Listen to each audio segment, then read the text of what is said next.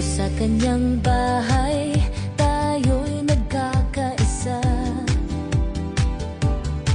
Kapatid, kaibigan at ang buong pamilya, pagsasama natin kay saya, puno ng pagmamahal. Bawat awit, bawat sayaw, lagi nang sumusigla. Dahil sa Diyos tayong lahat ay magkakasama, umawit, sumayaw sa kanyang dakilang ngalan.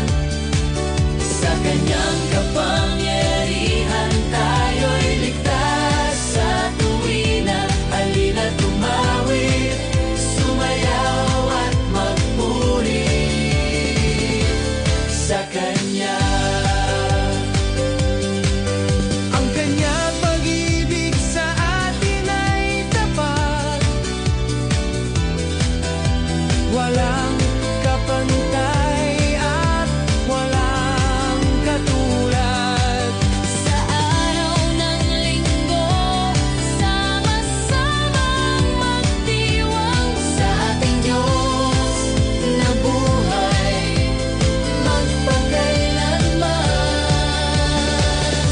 Magpuri tayo, sumayaw sa saysay, dahil sa Kanya tayo ay may dahilan. Itaas ang mga kamay, ipahayag ang galak. Sa ngalan ng Diyos, walang kapantay na lakas. Dahil sa Diyos tayong lahat ay magkakasama, umawit, sumayaw sa kanyang dakilang ngalan. Sa kanyang kapangyarihan tayo'y ligtas. Sa tuwina, halina't tumawid, sumayaw at magpuri sa Kanya. Sa Kanya. Dahil sa Diyos tayong lahat ay magkakasama, umawit, sumayaw sa kanyang dakilang ngalan. Sa kanyang kapangyarihan tayo'y ligtas. Sa tuwina, halina't tumawid, sumayaw at magpuri Sa Kanya.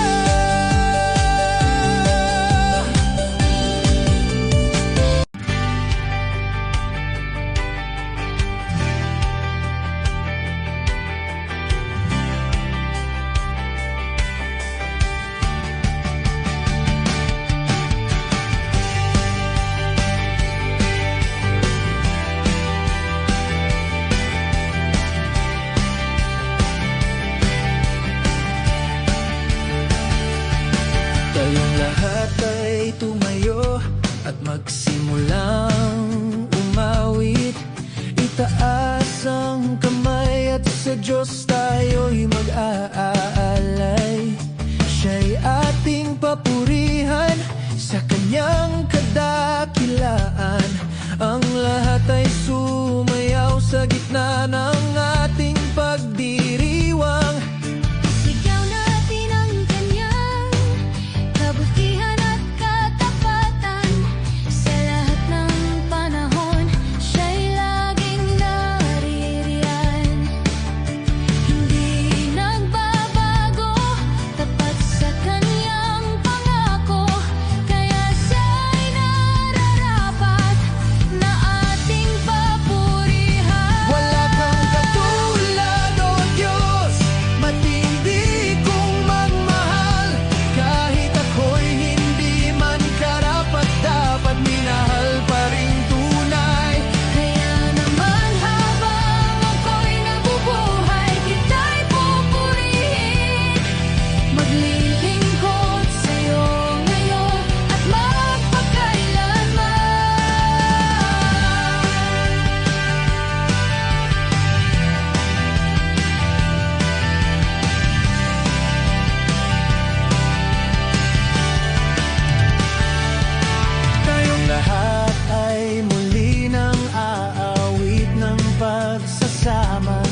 sa kanyang pagmamahal, tayo'y laging may mag-asa. Isang tinig ng galak, puno ng kaligayahan. Kasi we are created sa image ng Panginoon at gustong ibalik ng Diyos yung image na yan sa atin. Amen po ba? Bago tayo i-empower ng ating Panginoon Jesus, kailangan muna matransform ang ating character, matransform ang ating heart. Amen?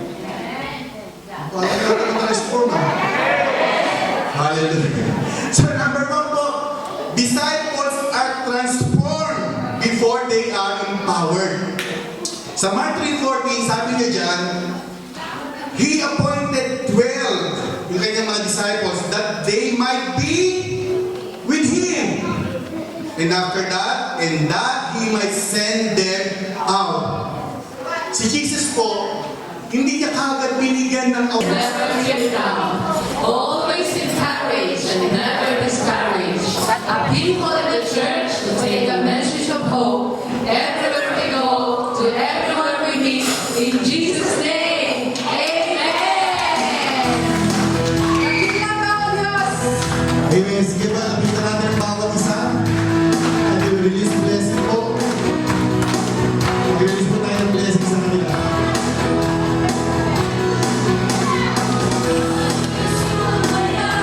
Sumaya sa